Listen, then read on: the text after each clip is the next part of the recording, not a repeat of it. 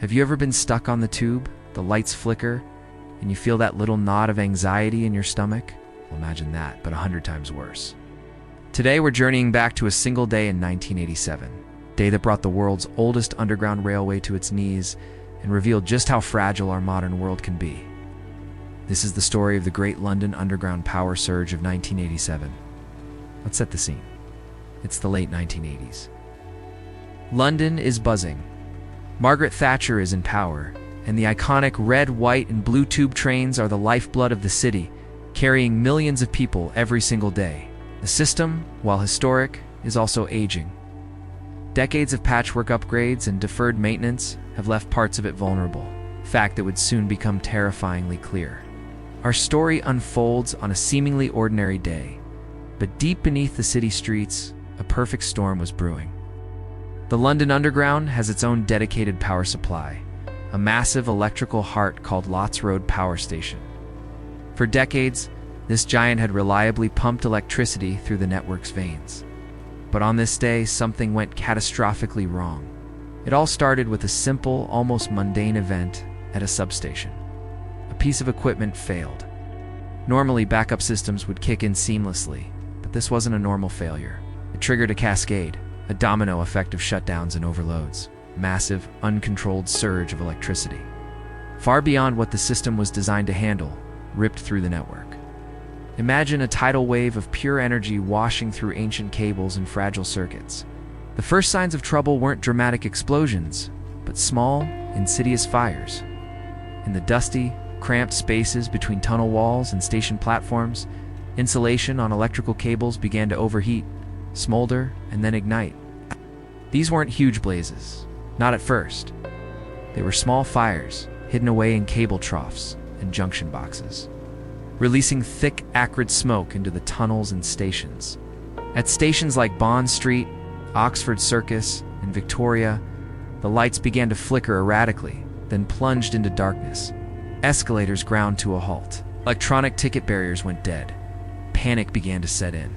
Commuters plunged into sudden blackness, deep underground, could smell smoke. Station staff, relying on procedures that were suddenly useless, scrambled to understand what was happening. The problem was, no one knew the scale of it. Reports were flooding in from all over the central network. Fire here, a power loss there.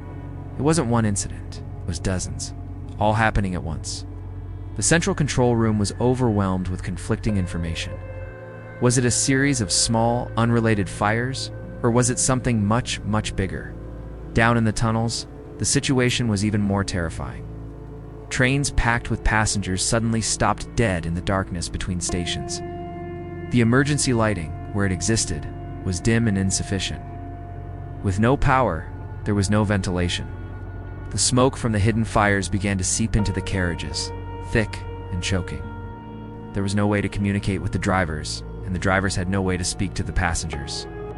All they could do was wait in the suffocating dark, listening to the unnerving silence of a dead railway. The decision was made to evacuate. But how do you evacuate tens of thousands of people from a paralyzed, smoke-filled labyrinth? Station staff, showing incredible bravery, began leading streams of frightened commuters through the darkened stations and, in the most dangerous situations, out of the stranded trains and along the tracks themselves. They were walking through a live, unpredictable electrical disaster zone, guided only by torchlight. Imagine being one of those passengers. You're told to get off the train and walk down a pitch-black tunnel, stepping over live rails with the smell of burning plastic filling your lungs. Every shadow could be a new danger. It was a scene of controlled chaos, a testament to the courage of both the staff and the public who kept their heads in an unimaginable situation. Above ground, the city ground to a halt.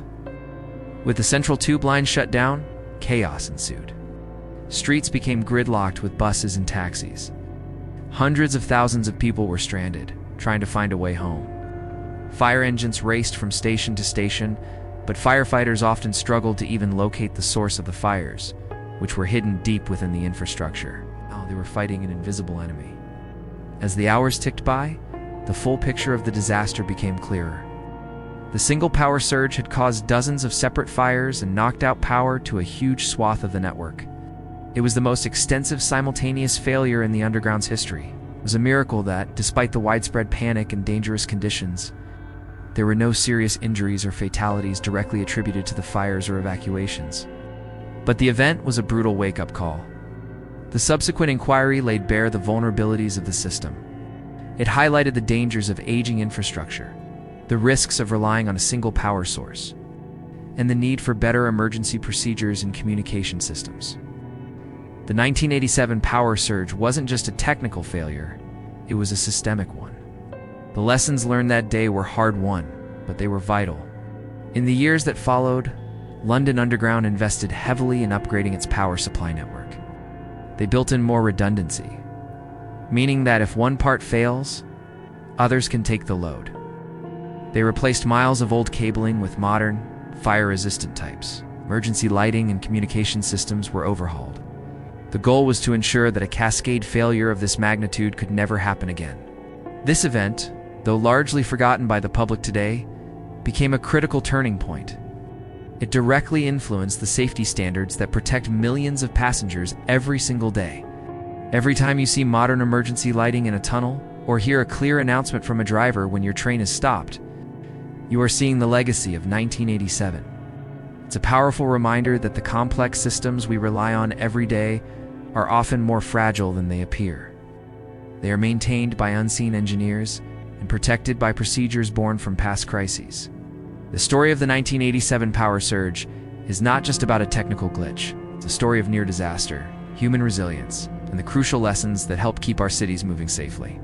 The silent, smooth running of the tube today is, in part, thanks to the chaotic, smoke-filled day that brought it to a standstill. Thanks for watching and joining us on this journey into a forgotten chapter of London's history. If you found this interesting, be sure to hit that like button and subscribe for more deep dives into the stories that shaped our world. See you next time.